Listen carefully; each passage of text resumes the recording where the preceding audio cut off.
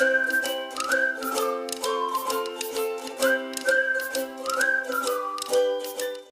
students and welcome back to your PYQ series of CG Board Class 10 Social Science।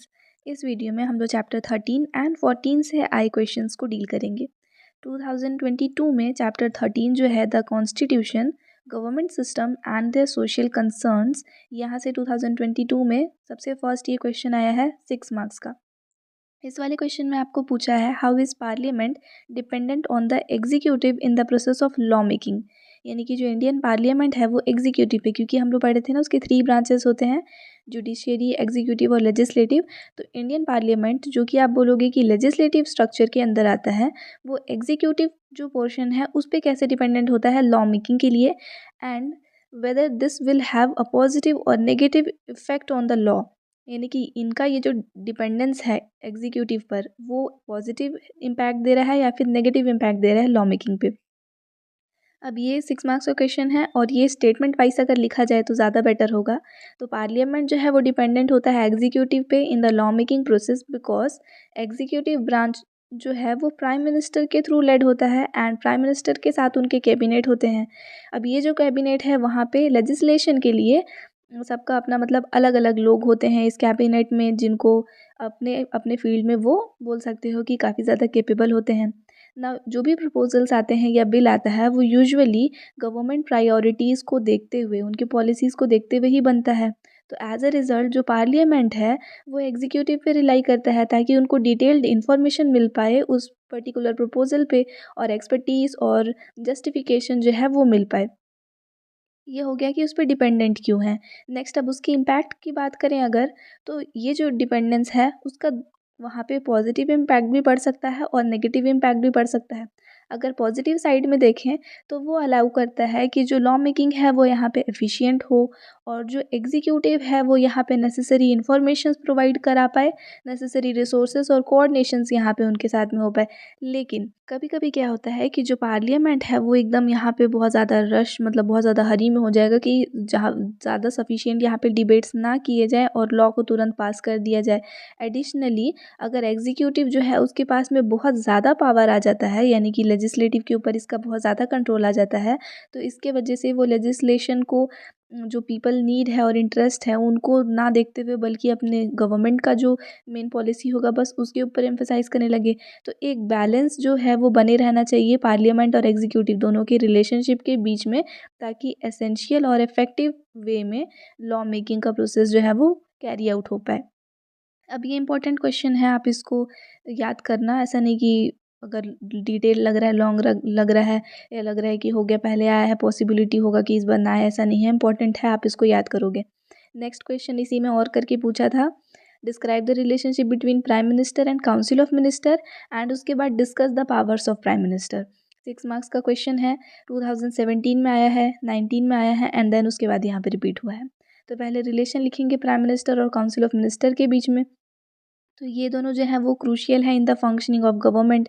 जो prime minister है वो lead करता है council of ministers को, और ये जो काउंसिल ऑफ मिनिस्टर्स होते हैं वो रिस्पॉन्सिबल होते हैं वेरियस डिपार्टमेंट्स के लिए।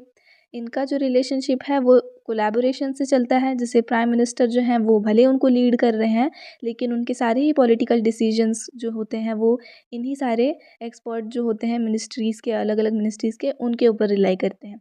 जैसे कि यहाँ पे जो मिनिस्टर्स की बात हो रही है, काउंसिल ऑफ मिनिस्टर्स जिनको बोल रहे हैं, तो लाइक होम मिनिस्टर हो जाएंगे, रेलवे के लिए अलग से मिनिस्टर हो जाएंगे, एजुकेशन मिनिस्टर हो जाएंगे, फॉरेन अफेयर्स के लिए अलग मिनिस्टर हो जाएंगे। तो हर कोई अपने अपने फील्ड में एक्सपर्टीज़ रखते हैं।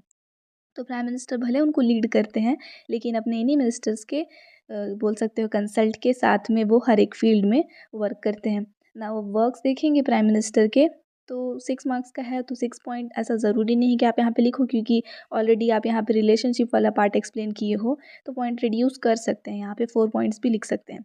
वर्क्स में फर्स्ट है पॉलिटिकल फॉर्मुलेशन, यानी कि वो डेवलप और गाइड करते हैं गवर्नमेंट पॉलिसीज़ को और प्रोग्राम्स को। उसके बाद डिसीजन मेकिंग, यानी कि कोई भी की डिसीजन जो होता है ना वो सारा कुछ ये लेते हैं in collaboration with the council of ministers. Next है कैबिनेट मीटिंग्स, यानी कि जितने भी कैबिनेट मीटिंग्स होते हैं उन सबको प्रिसाइड करते हैं प्राइम मिनिस्टर। और इफ़ेक्टिव डिसीजंस और रेजोल्यूशंस वो यहाँ पे लेते हैं। नेक्स्ट है रिप्रेजेंटेशन, यानी कि कंट्री के जितने भी इंटरनेशनल फोरम्स होते हैं या नेगोशिएशंस होते हैं उन सबको रिप्रेजेंट करते हैं इंडिया के कंट्री के प्राइम मिनिस्टर। नेक्स्ट है अपॉइंटमेंट ऑफ मिनिस्टर्स, तो ये जो है अपॉइंट करते हैं काउंसिल ऑफ मिनिस्टर्स को, और उसके अलावा वो डिसमिस भी कर सकते हैं, रिकमेंड कर सकते हैं उनके डिसमिसल के लिए भी। उसके बाद है क्राइसिस मैनेजमेंट, अगर कभी नेशनल क्राइसिस कुछ भी आता है तो उन सबको प्राइम मिनिस्टर ही एड्रेस करते हैं, एंड उन पे जो भी रिस्पॉन्सेस लेने हैं और कैसे कम्युनिकेट करना है उन सबको भी प्राइम मिनिस्टर ही देखते हैं। तो ये सारे इनके वर्क्स हो गए। अब नेक्स्ट देखते हैं 2023 के क्वेश्चंस। यहाँ पे पूछा है describe the powers and works and powers of Indian parliament. 6 marks का क्वेश्चन है, रिपीटेड क्वेश्चन है 2010 में, 14 में, 17 में और 19 में आया था, एंड उसके बाद 2023 में आया। इंपॉर्टेंट है, आप इसको पढ़ोगे। Works and powers of Indian parliament, तो इंडियन पार्लियामेंट के बहुत सारे वर्क्स एंड पावर्स होते हैं। फर्स्ट है लॉ मेकिंग, यानी कि जो पार्लियामेंट है वो लॉज बनाता भी है, उनको अमेंड भी करता है on different subjects like defence, education, health and और वो सारे ही सब्जेक्ट्स जो कि पूरे कंट्री को अफेक्ट करते हैं। नेक्स्ट है बजट अप्रूवल, तो जो कंट्री है उनके फाइनेंसेस को ये अप्रूव करते हैं in the form of budget, including government spendings and tax policies. Then उसके बाद नेक्स्ट फंक्शन में आएंगे तो एग्जीक्यूटिव कंट्रोल, तो जो पार्लियामेंट होता है वो चेक करता रहता है हमेशा गवर्नमेंट की एक्टिविटीज़ को through debates, क्वेश्चनिंग्स and discussions. Next है अमेंडिंग द कॉन्स्टिट्यूशन, यानी कि जो इंडियन कॉन्स्टिट्यूशन है उसको अमेंड करने का भी पावर, यानी उसमें चेंजेस लाने का पावर भी इंडियन पार्लियामेंट के पास में होता है। नेक्स्ट है इम्पीचमेंट पावर्स, जो पार्लियामेंट है ना वो इम्पीचमेंट पावर्स रखता है, यानी कि वो प्रेसिडेंट को या फिर जजेस को, उनके हायर ऑफिशियल्स दूसरे जो भी हैं उन सबको ही, अगर वो इंडियन कॉन्स्टिट्यूशन को वायलेट कर रहे हैं, उसके टर्म्स एंड कंडीशंस को वायलेट कर रहे हैं, उस केस में इनको इनके पोजीशन से निकालने का पावर भी रखता है। नेक्स्ट है फॉरेन पॉलिसीज़ एंड ट्रीटीज़, यानी कि पार्लियामेंट जो है वो इंटरनेशनल ट्रीटीज़ यानी कि agreements, okay, treaties means agreements, तो इन सबको डिस्कस भी करता है, और गवर्नमेंट फॉरेन पॉलिसीज़ जो होते हैं उनको भी वो यहाँ पे डिस्कस करता है।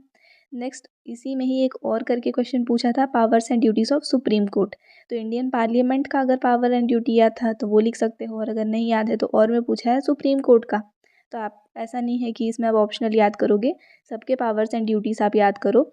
तो ये भी 6 मार्क्स का ही क्वेश्चन आया है। सुप्रीम कोर्ट के पावर्स एंड ड्यूटीज़ की बात करें तो फर्स्ट है original jurisdiction, then appellate jurisdiction, then advisory jurisdiction. ये 3 नेम से ही आपको याद हो जाएंगे। ओरिजिनल का क्या मतलब है, जो कोर्ट होता है, सुप्रीम कोर्ट जो होता है वो हैंडल करता है डिस्प्यूट्स को directly between central and state government, या फिर दो स्टेट्स के बीच में, ताकि फेयर रिजोल्यूशन जो है किसी भी नेशनल इंटरेस्ट में या कोई भी जो इशू उनके बीच में आ रहा है उसके बीच में वो फेयर रेजोल्यूशन दे पाएँ। तो भले ही स्टेट गवर्नमेंट और सेंट्रल गवर्नमेंट के बीच हो या फिर स्टेट गवर्नमेंट्स के बीच हो, वहाँ पे जुरिस्डिक्शन जो है वो सुप्रीम कोर्ट देता है, इसको बोलते हैं ओरिजिनल जुरिस्डिक्शन। देन होता है अपीलिएट जुरिस्डिक्शन, यानी कि अगर कोई क्रिमिनल या सिविल या कॉन्स्टिट्यूशनल केस जो है किसी लोअर कोर्ट में चल रहा है और वहाँ का जो भी डिसीजन आया है उससे लोग सेटिस्फाइड नहीं हैं, तो वो अपील कर सकते हैं सेम केस को सुप्रीम कोर्ट में, ताकि अब वो उसके ऊपर अपना जस्टिस रिव्यू दे। नेक्स्ट है एडवाइसरी जुरिस्डिक्शन, यानी कि ये जो कोर्ट है वो प्रोवाइड कर सकता है legal advice to the president on complex constitutional questions. अगर प्रेसिडेंट कोई, क्योंकि आप देखे हैं कि इंडियन पार्लियामेंट के पास में पावर है कि वो कॉन्स्टिट्यूशंस को अमेंड कर सकता है, इंडियन कॉन्स्टिट्यूशन को अमेंड कर सकता है, तो अगर कहीं पे उनको कोई क्वेश्चन ऐसा आ रहा है उनके माइंड में, कहीं पे उनको एडवाइस का रिक्वायरमेंट है, तो वो सुप्रीम कोर्ट से एडवाइस ले सकते हैं, इसको बोलते हैं advisory jurisdiction. Then judicial review, यानी कि सुप्रीम कोर्ट जो है वो अगर कोई भी लॉ है या गवर्नमेंट के एक्शंस हैं उनको वो एग्जामिन कर सकता है, इंश्योर कर सकता है कि उन्होंने जो भी लॉ बनाया है वो कॉन्स्टिट्यूशन के अकॉर्डिंग है, और अगर ऐसा नहीं है, अगर वो कॉन्स्टिट्यूशन के किसी भी टर्म्स को वायलेट कर रहा है, तो सुप्रीम कोर्ट के पास पावर है कि वो उस लॉ को रिमूव भी कर सकता है। नेक्स्ट है protection of some fundamental rights, ये बहुत इंपॉर्टेंट है। कोई भी सिटीज़न अगर उसको ऐसा लगता है कि उसके कोई भी फंडामेंटल राइट को वायलेट किया जा रहा है या उससे वो छीना जा रहा है, तो वो डायरेक्टली सुप्रीम कोर्ट को अप्रोच कर सकता है। नेक्स्ट है कॉन्स्टिट्यूशनल एनफोर्समेंट, सुप्रीम कोर्ट जो है वो इंश्योर करता है कि कॉन्स्टिट्यूशन में लिखे हुए जो भी पॉइंट्स हैं उनको एनफोर्स किया जाए। अगर कहीं पे कोई उसको वायलेट कर रहा है या उसको फॉलो नहीं कर रहा है, तो सुप्रीम कोर्ट उस पर डायरेक्टली एक्शंस ले सकता है। तो एनी हाउ कॉन्स्टिट्यूशन को प्रोटेक्ट करके रखने का काम सुप्रीम कोर्ट का है। ये हो गया 23 से। नाउ 2024 में भी यहाँ से 6 मार्क्स का ही क्वेश्चन आया है, यानी कि अभी तक अगर आप देखोगे तो 22, 23, 24 हर साल आपको इस लेसन से 6 मार्क्स के क्वेश्चंस ही दिख रहे हैं।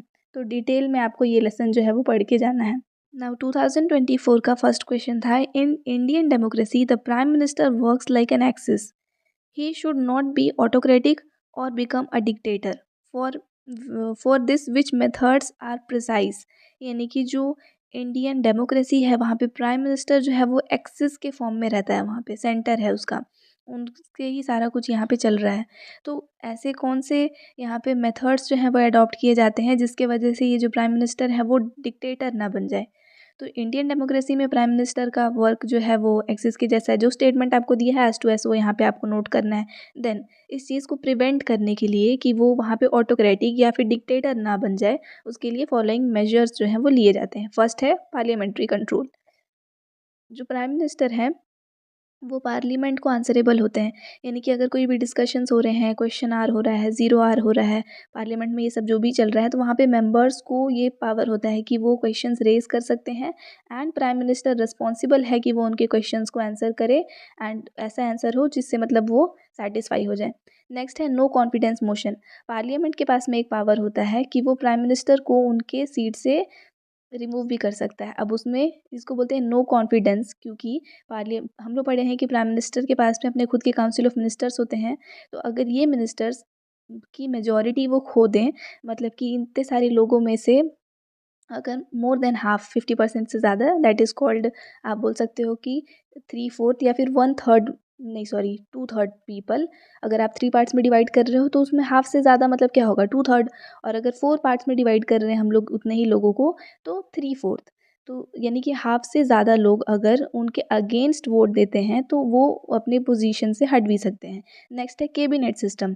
तो decisions are made collectively in the cabinet. जो भी कैबिनेट होता है वहाँ पे डिसीजंस जो है वो कलेक्टिवली लिए जाते हैं, यानी कि सिर्फ और सिर्फ प्राइम मिनिस्टर के पास पावर नहीं है कि वो सारे डिसीजंस ले लें। उसको प्रिवेंट करने के लिए इनका जो पावर है वो कंसंट्रेट नहीं होता है, सिर्फ इनके पास ही नहीं होता है, सबके पास डिस्ट्रीब्यूटेड है। नेक्स्ट उसके बाद पॉइंट है जुडिशियल रिव्यू। तो ये हम लोग सुप्रीम कोर्ट के फंक्शंस में भी देखे हैं। तो जुडिशियरी जो है वो रिव्यू कर सकता है जब जब उसको ज़रूरत पड़े कि कॉन्स्टिट्यूशनल प्रिंसिपल्स जो हैं उनको फॉलो किया जा रहा है कि नहीं गवर्नमेंट, यानी कि यहाँ पे जो फिलहाल प्राइम मिनिस्टर हैं वो जो भी रूल्स बना रहे हैं, कोई लॉ लेकर आ रहे हैं, तो वो कॉन्स्टिट्यूशनल पर्सपेक्टिव से सही है कि नहीं। नेक्स्ट है मीडिया एंड पब्लिक ओपिनियन। तो फ्री प्रेस और सिविल सोसाइटी जो है वो मॉनिटर कर रहे होते हैं गवर्नमेंट के एक्शंस को। तो यहाँ पे इनका अगर डिक्टेटोरियल बिहेवियर अगर बाहर आ भी रहा है तो मीडिया इन चीज़ों को स्टॉप कर सकता है। नेक्स्ट है पीरियोडिक इलेक्शंस। तो रेगुलरली इलेक्शंस होते रहते हैं, जैसे कि हम लोग को पता है कि प्राइम मिनिस्टर का इलेक्शन हर 5 ईयर्स में होता है। तो अगर आपको पर्टिकुलर कोई एक जो पोस्ट पे हैं अगर आपको वो पसंद नहीं आ रहे हैं तो नेक्स्ट 5 ईयर्स के बाद जब इलेक्शन होगा तब आप उनको चेंज भी कर सकते हो, मतलब सब अगर कलेक्टिवली डिसीजन ले तो इस केस में पीरियोडिक इलेक्शंस जो हैं वो भी एक यहाँ पे हमारे पास में पावर है। नेक्स्ट उसी ईयर में और करके ये क्वेश्चन पूछा था, powers and functions of president. हम लोग पार्लियामेंट का पढ़ लिए, सुप्रीम कोर्ट का पढ़ लिए, अब प्रेसिडेंट का भी आया, तो ऑलमोस्ट सबके पावर्स एंड फंक्शंस यहाँ पे कवर हो ही जा रहे हैं। एक छूट रहा है वो मैं आपको लास्ट में बताऊंगी। पावर्स एंड फंक्शंस नहीं एक इम्पॉर्टेंट टॉपिक है, लास्ट में पहले इसको डील कर लेते हैं। तो powers and functions of president क्या क्या हैं, ये भी 6 मार्क्स का आया था, तो यानी 6 पॉइंट्स लिखने आपको बोला है। 2020 में भी पूछा था, फिर यहाँ पे ये रिपीट भी हुआ था। तो पावर्स एंड फंक्शंस में प्रेसिडेंट के पास में होता है executive power, legislative power, judicial power, military power, diplomatic power और इमरजेंसी पावर। एग्जीक्यूटिव पावर में जो प्रेसिडेंट है वो अपॉइंट करता है प्राइम मिनिस्टर को, और प्राइम मिनिस्टर जो है वो अपॉइंट करेगा काउंसिल ऑफ मिनिस्टर्स को on the advice of president. Now legislative power में प्रेसिडेंट जो है वो सम्मॉन या डिसॉल्व कर सकता है पार्लियामेंट को, मतलब या तो पार्लियामेंट की मीटिंग रखे या फिर उसको ख़त्म करे। ये काम जो है प्रेसिडेंट के हाथ में होता है। जो भी बिल्स वगैरह पास हो रहे हैं पार्लियामेंट में उनको अप्रूव करना, कोई भी इशू अगर है किसी ऑर्डिनेंस में तो उनके ऊपर डिसीजंस लेना, ये सब प्रेसिडेंट का काम होता है। नेक्स्ट है जुडिशियल पावर। तो जो प्रेसिडेंट है उनके पास में पावर होता है पार्डन करने का, मतलब माफ़ करने का, रिड्यूस करने का या सस्पेंड करने का sentences on people convicted of crimes। Then military power.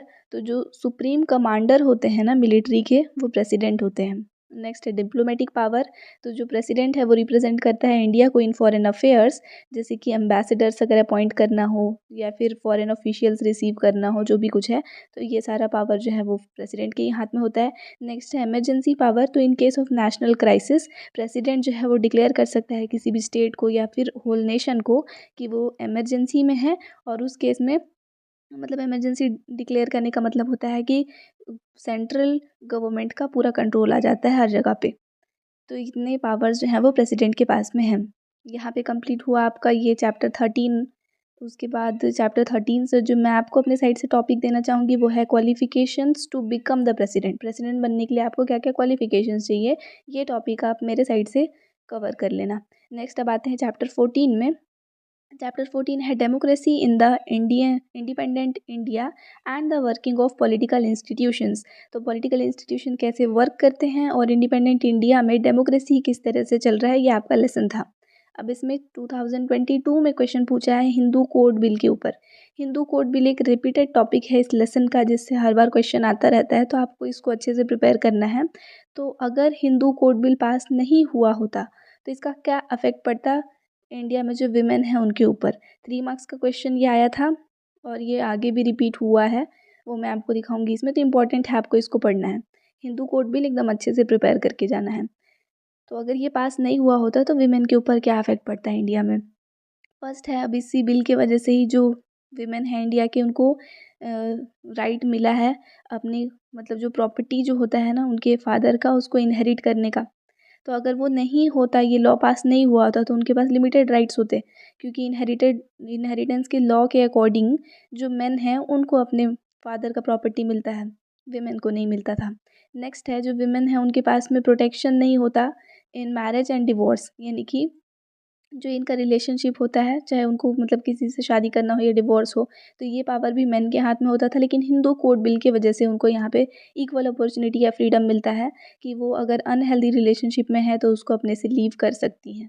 Next, जो विमेन है उनके पास में फैमिली मैटर्स में राइट्स अब मिलते हैं, जैसे अडॉप्ट करना हो या गार्डियनशिप करना हो। तो उसमें पहले था कि सिर्फ मेन के पास पावर था, लेकिन अब इसी डिसीजन मेकिंग में उनको विमेन को भी इक्वल पावर्स मिलते हैं। तो ये सारा अगर उनको नहीं मिला होता तो उन पे अफेक्ट पड़ता ही। तो ये हुआ इसका आंसर। नेक्स्ट क्वेश्चन पूछा था 2022 में, वही एक आया। 2023 में पूछा है right 3 special features of first general election. जो पहला जनरल इलेक्शन हुआ था उसके 3 स्पेशल फीचर्स आपको लिखने हैं। 2019 में आया था और 23 में रिपीट हुआ था। तो स्पेशल फीचर्स में फर्स्ट हो गया universal adult franchise. Important topic है ये भी। फर्स्ट जनरल इलेक्शन को आपको पढ़ना है अच्छे से, इसके फीचर्स पढ़ने ही पढ़ने हैं। 3 की जगह मैं बोलूँगी 6 पढ़ लो, ज़्यादा बेटर रहेगा।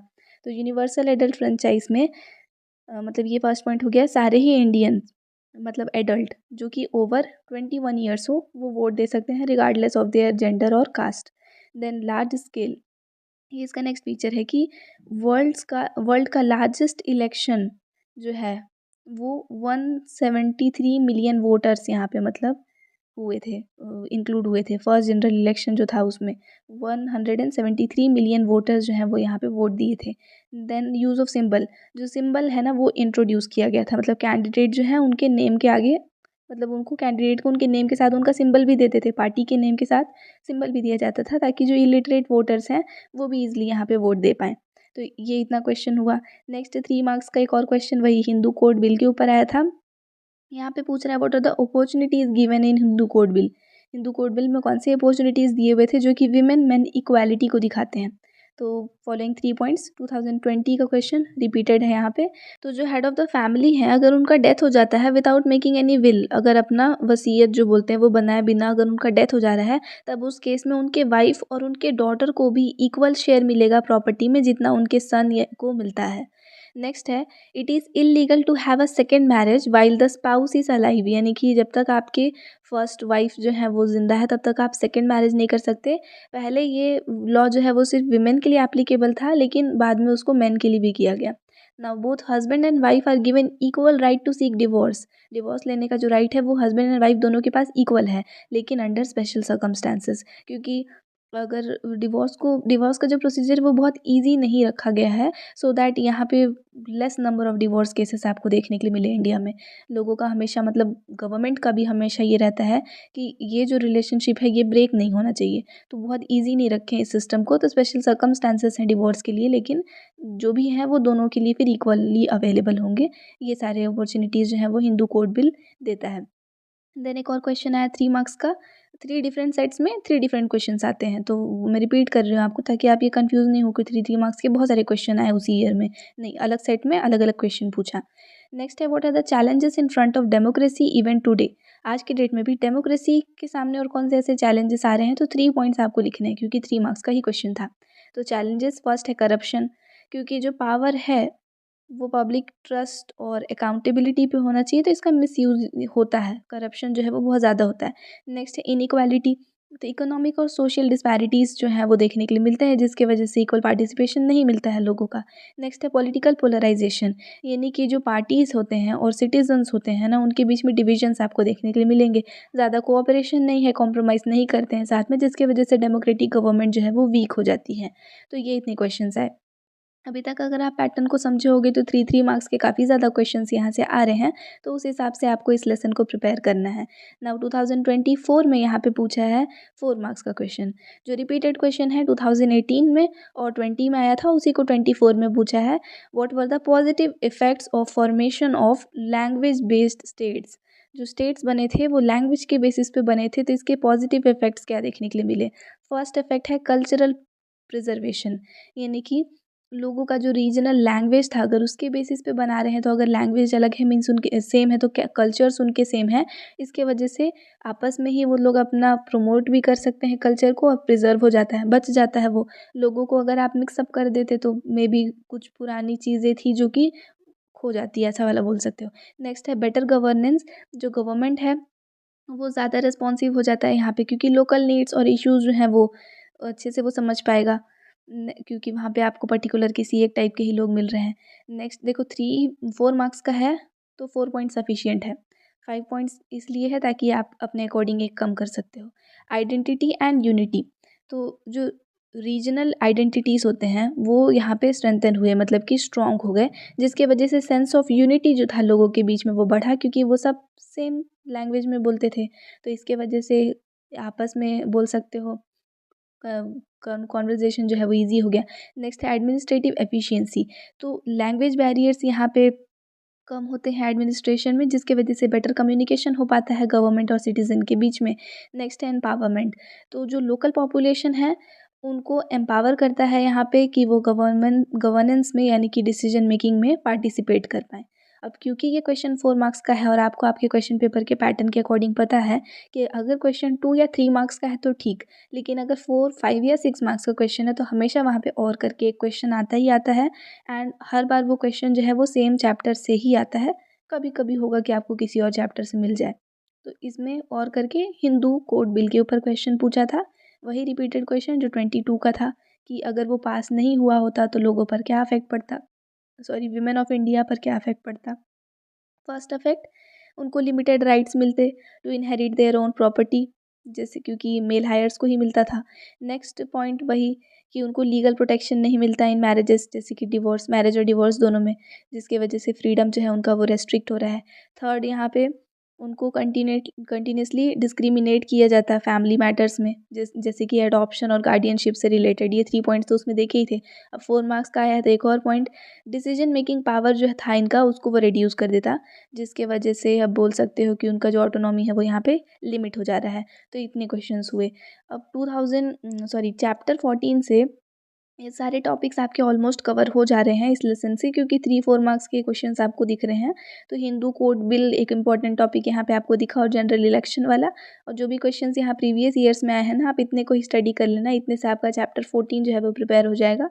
मैं इसमें आपको अलग से टॉपिक्स नहीं दूंगी। नेक्स्ट वीडियो में हम लोग चैप्टर 15 से कंटिन्यू करेंगे। आई होप यहाँ तक आपको ये वीडियो समझ में आया। चैप्टर 15 वाला वीडियो फिलहाल आपको स्क्रीन पर डिस्प्ले हो रहा होगा, आप यहाँ पे क्लिक करके उसको देख सकते हो। अगर हमसे कनेक्टेड रहना चाहते हो तो हमारे टेलीग्राम चैनल का लिंक डिस्क्रिप्शन में है, उसको ज्वाइन कर लेना। Thank you for watching.